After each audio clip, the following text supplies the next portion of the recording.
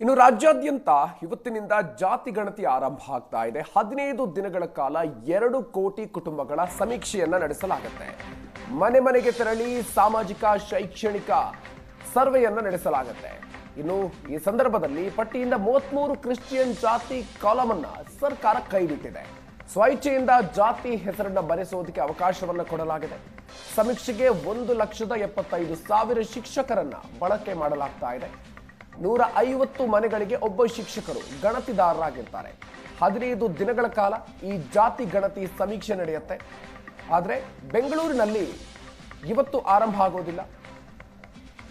ಒಂದಷ್ಟು ಆಡಳಿತಾತ್ಮಕ ಕಾರಣಗಳಿಂದಾಗಿ ಒಂದೆರಡು ದಿನಗಳ ನಂತರ ಆರಂಭ ಆಗುತ್ತೆ ಅಂತ ಹೇಳಿದ್ದಾರೆ. ಸೊ ಜಾತಿ ಗಣತಿ ಪ್ರತಿ ಕುಟುಂಬಕ್ಕೆ 60 ಪ್ರಶ್ನೆಯನ್ನ ಗಣತಿಗೆ ಹೋದಂತ ಶಿಕ್ಷಕರು ಕೇಳಿ ಅದನ್ನ ಅಪ್ಡೇಟ್ ಮಾಡ್ತಾರೆ. ಮೊಬೈಲ್ ಆಪ್ನಲ್ಲಿ ದಾಖಲೆಗಳ ಅಪ್ಲೋಡ್ ಮಾಡಲಿದ್ದಾರೆ. ಇನ್ನು ಅಕ್ಟೋಬರ್ ಅಂತ್ಯದ ಒಳಗಾಗಿ ಸಮೀಕ್ಷೆಯ ವರದಿಯನ್ನ ಸರ್ಕಾರಕ್ಕೆ ಸಲ್ಲಿಕೆ ಮಾಡಲಾಗುತ್ತೆ.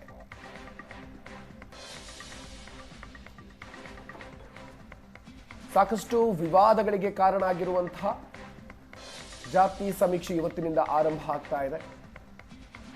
2 ಕೋಟಿ ಕುಟುಂಬದ ಸಮೀಕ್ಷೆ ನಡೆಯುತ್ತೆ. 1,75,000 ಶಿಕ್ಷಕರು ಈ ಸಮೀಕ್ಷೆಯನ್ನು ನಡೆಸ್ತಾರೆ. ಒಬ್ಬ ಶಿಕ್ಷಕರಿಗೆ 150 ಮನೆಗಳ ಸಮೀಕ್ಷೆಯ ಜವಾಬ್ದಾರಿಯನ್ನ ನೀಡಲಾಗಿದೆ. 15 ದಿನಗಳ ಕಾಲ ಈ ಜಾತಿ ಸಮೀಕ್ಷೆ ನಡೆಯುತ್ತೆ.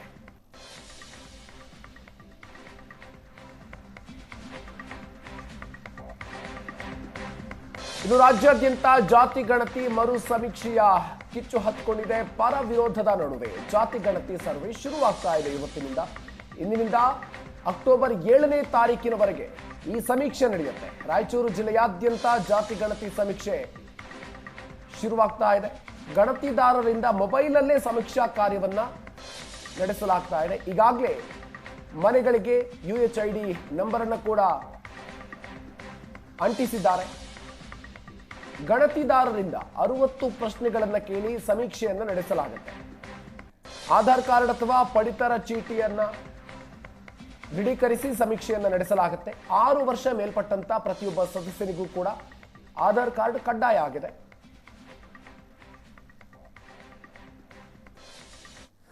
ರಾಜ್ಯಾದ್ಯಂತ ಇಂದಿನಿಂದ ಜಾತಿ ಸಮೀಕ್ಷೆ ಶುರುವಾಗಿದೆ. ಪರ ವಿರೋಧದ ನಡುವೆಯೂ ಕೂಡ ಜಾತಿ ಸಮೀಕ್ಷೆಯನ್ನು ಮಾಡಲಿಕ್ಕೆ ರಾಜ್ಯದ ಹಿಂದುಳಿದ ವರ್ಗಗಳ ಆಯೋಗದ ನೇತೃತ್ವದಲ್ಲಿ ಈ ಸಮೀಕ್ಷೆ ಶುರುವಾಗಿದೆ. ನಾವಿವತ್ತು ರಾಯಚೂರಿನಲ್ಲಿದ್ದೇವೆ. ರಾಯಚೂರಲ್ಲೂ ಕೂಡ ಸಮೀಕ್ಷೆ ಶುರುವಾಗಿದೆ. ನೀವು ಕೂಡ ನೋಡ್ತಾ ಇರ್ಬೋದು. ಈ ಒಂದು ಸಾಮಾಜಿಕ ಮತ್ತು ಶೈಕ್ಷಣಿಕ ಸಮೀಕ್ಷೆಗಾಗಿ ಎಲ್ಲ ರೀತಿಯ ಸಿದ್ಧತೆಗಳನ್ನು ಮಾಡಿಕೊಳ್ಳಲಾಗ್ತಾ ಇದೆ. ನೀವು ಕೂಡ ದೃಶ್ಯಾವಳಿಗಳಲ್ಲಿ ನೋಡ್ತಾ ಇರ್ಬೋದು. ರಾಯಚೂರು ಜಿಲ್ಲೆಯಲ್ಲಿ ಸುಮಾರು ಎಲ್ಲ ತಾಲೂಕಿನಲ್ಲೂ ಕೂಡ ಇವತ್ತಿನಿಂದ ಸಮೀಕ್ಷೆ ಶುರುವಾಗುತ್ತೆ.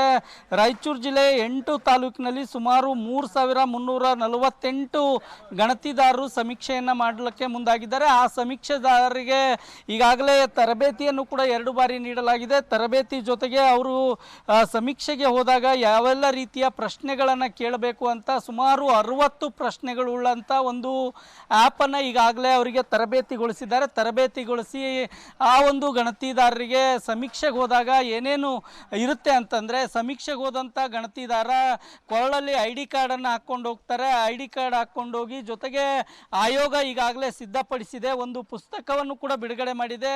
ನಾನು ನಿಮಗೆ ಆ ಪುಸ್ತಕ ಕೂಡ ತೋರಿಸ್ಕೊಂಡು ಹೋಗ್ತೀನಿ. ಆ ಪುಸ್ತಕದಲ್ಲಿ ಕೂಡ ಎಲ್ಲ ರೀತಿಯ ಒಂದು ಕೈಪಿಡಿ ಇದೆ. ಆ ಕೈಪಿಡಿಯಲ್ಲಿ ಪ್ರತಿಯೊಂದು ಕೂಡ ಮಾಹಿತಿ ಇದೆ. ಆ ಮಾಹಿತಿ ಪ್ರಕಾರ ಎಲ್ಲ ಪ್ರಶ್ನೆಗಳನ್ನು ಕೇಳ್ಕೊಂಡು ಹೋಗಬೇಕು. ಸುಮಾರು 60 ಪ್ರಶ್ನೆಗಳುಳ್ಳಂಥ ಮಾಹಿತಿ ಇರುತ್ತೆ. ಈ ರೀತಿಯಾದಂಥ ಮಾಹಿತಿಯನ್ನು ಇಟ್ಕೊಂಡು ಅವರು ಪ್ರಶ್ನೆಗಳನ್ನು ಕೇಳ್ಕೊಂಡು ಹೋಗ್ತಾರೆ. ಸಮೀಕ್ಷೆದಾರರಿಗೆ ಒಂದು ಈ ರೀತಿ ರಾಜ್ಯ ಹಿಂದುಳಿದ ವರ್ಗಗಳ ಆಯೋಗ ಸಾಮಾಜಿಕ ಮತ್ತು ಶೈಕ್ಷಣಿಕ ಸಮೀಕ್ಷೆ ಅನ್ನುವಂಥ ಒಂದು ಬ್ಯಾಗನ್ನು ವಿತರಣೆ ಮಾಡ್ತಾರೆ. ಆ ಬ್ಯಾಗಲ್ಲಿ ಒಂದು ಕ್ಯಾಪ್ ಇರುತ್ತೆ. ಆ ಕ್ಯಾಪನ್ನು ಧರಿಸ್ಕೊಂಡು ಹೋಗಬೇಕು ಗಣತಿದಾರರು. ಈ ರೀತಿಯಾದಂಥ ಕ್ಯಾಪ್ಗಳನ್ನು ಕೂಡ ಈಗಾಗಲೇ ಆಯೋಗ ರೆಡಿ ಮಾಡಿದೆ. ಜೊತೆಗೆ ಸಮೀಕ್ಷೆಗೆ ಹೋದಾಗ ಆ ಮನೆಯಲ್ಲಿ ಯಾರೂ ಕೂಡ ಇರಲಿಲ್ಲ ಅಂತಂದರೆ ಈ ರೀತಿಯಾದಂಥ ಚೀಟಿಯನ್ನು ಅಂಟಿಸ್ಕೋಬೇಕು ಅವರು.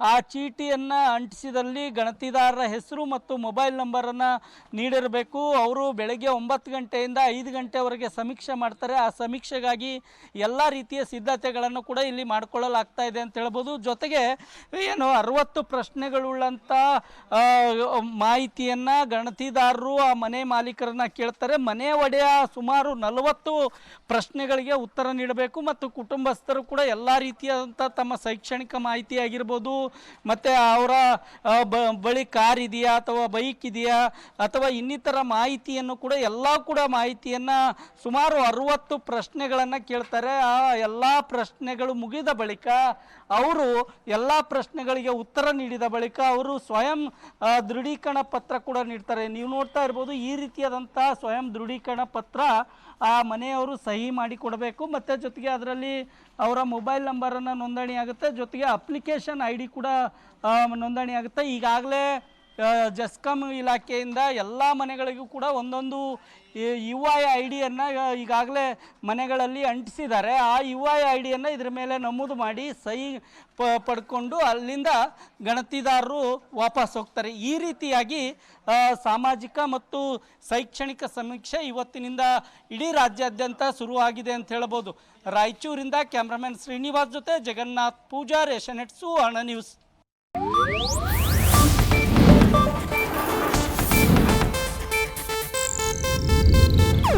ಇದು ಏಷ್ಯಾನೆಟ್ ನ್ಯೂಸ್ ನೆಟ್ವರ್ಕ್ ಪ್ರಸ್ತುತಿ.